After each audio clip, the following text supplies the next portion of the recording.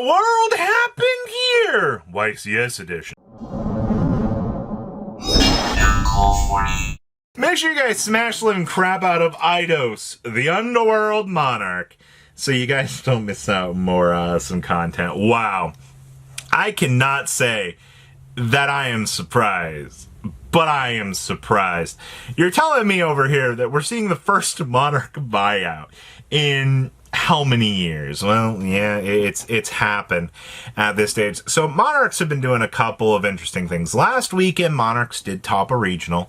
All right, they managed to play Nadir Servant and kind of overcome some of the craziness within the format. Now you come on into the Genesis format here, and now Genesis format is causing buyouts. Now a couple things to mention about Genesis here.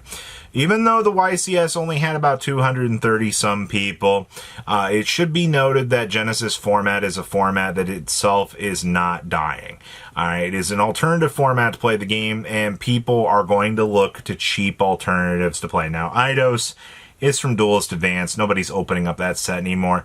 I mean, we will eventually probably see a reprint on this card. I can't imagine that Konami's going to leave this one running for as long as it is. But from where we're shaping up in the format right now, you're looking at a solid $10 card.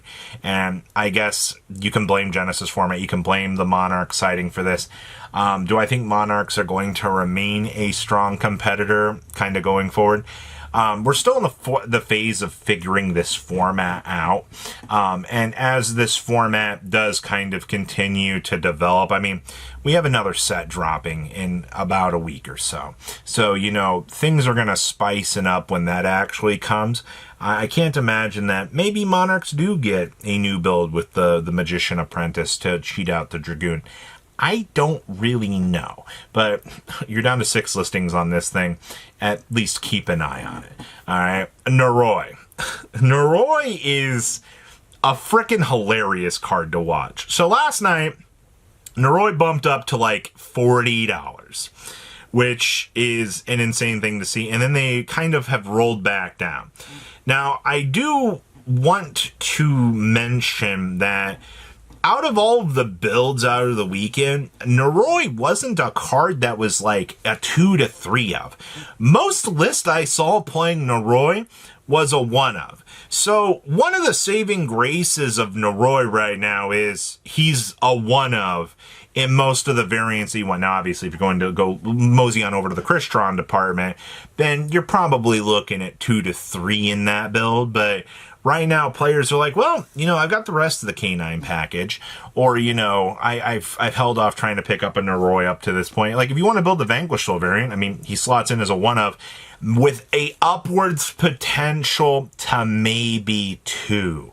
All right, once again, you don't want to bulk down the deck too much on cards like this because, you know, they're not going to necessarily get the job done. I mean, this card's been ranging from anywhere to like unverified at like $30 on up to like $35. It's just, if you're wanting to pick up a Naroy, I would just kind of see where the market's going right now. I think most of the initial hype for the day or from the weekend is over, and we should be seeing either more people just wanting to toss cards up to sell them right now because they're like, oh, $30. I mean, I'm not playing this Naroy. And I mean, formally, I mean, what, this card was what, like $20? I don't really blame people for just being like, well, this extra $10 from when I picked it up, you may as well have. But Naroy's not going anywhere. This card is a very intricate part of the format because the K9 package is very important. I mean, this also provides you hand knowledge. Like, frickin' name a better card. I'll wait. Anything Radiant Typhoon. Oh, speaking of Radiant Typhoon. Oh, boy. So, The cards in Radiant Typhoon that are bumping up aren't Crocea. It's the main deck pieces.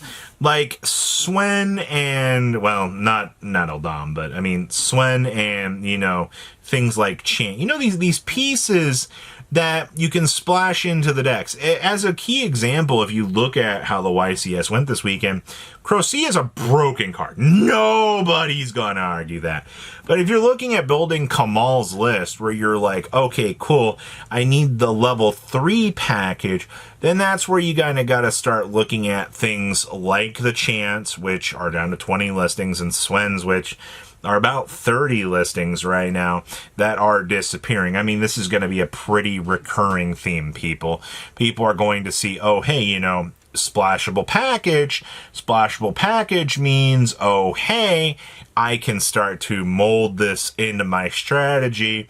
And when you start to see the molding occur, well, that's where you're going to start to see, oh, hey, you know, I can do this here, or hey, you know, this idea allows to go to this. This format is very engine heavy. Which means, you know, I could take a Radiant, if I have a whole Radiant Typhoon core, I mean, you can now play this in so many different ideas and splashability. It's really cool. Now, to recreate the success with Kamal's list, with the ceiling of that deck had, I think is going to take a lot of play testing. It was definitely you need to know which engine piece goes into what, which starter leads into which piece, and so forth. And honestly, I thought that was really freaking cool to see. You know, so keep an eye on Radiant Typhoon stuff. To nobody's surprise, it's actually doing things. I don't know why you would be surprised about that. I gotta talk about Illusion Gate. So, pre-sales are still up for Illusion Gate. Obviously, you can go over to Gamer's Choice, go over to Kong's, discount code MCO40 will save you on your purchase. So, we're kind of in this weird position right now as we're heading on into this new set. The question is, you know, like, how many Illusion Gates do I need to have? You know, or do I even need to pick up an Illusion Gate? You know, is Illusion Gate one of those cards that, you know, is going to matter? If you are playing Thrust in any sort of capacity, so you've got to ask yourself, okay, hey, in my deck building, does Thrust matter? Yes or no? If Thrust does matter, then Illusion Gate's a card you're going to want to have. Because, one, Illusion Gate is a normal spell card.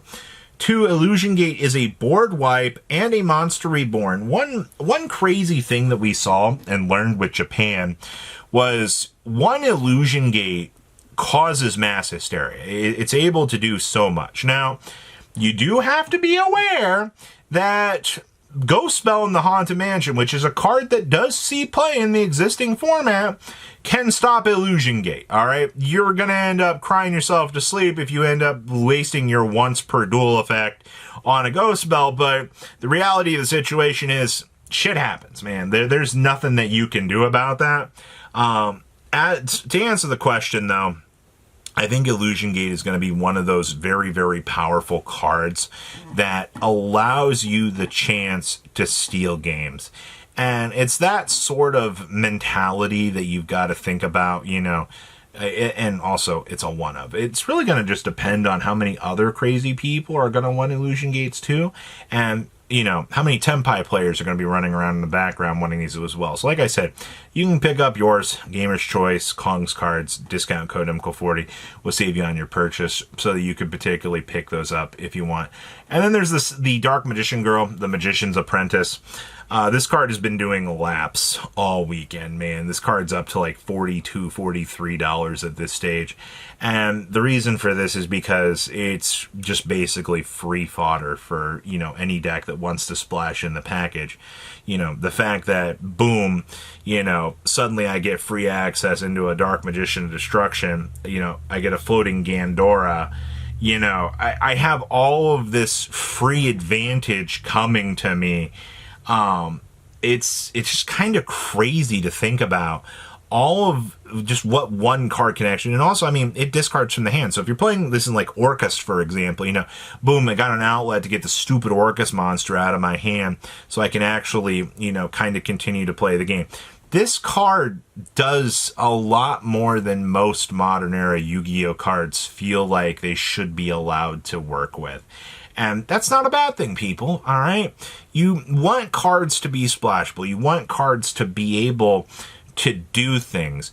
It's just, we're in a really weird spot right now that it just depends on the ideas that are kind of coming together. And I mean, is it worth the $40? Do you want to splash it into your deck? Does your deck have a benefit to playing the Dark Magician Girl, the Magician's Apprentice? Does that Dark Dragoon matter?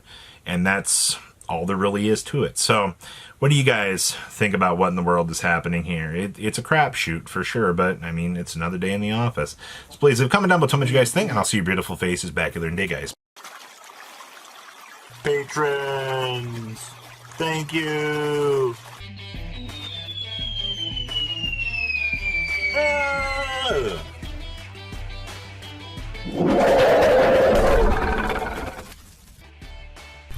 Thank you so much for watching. Check out these other videos.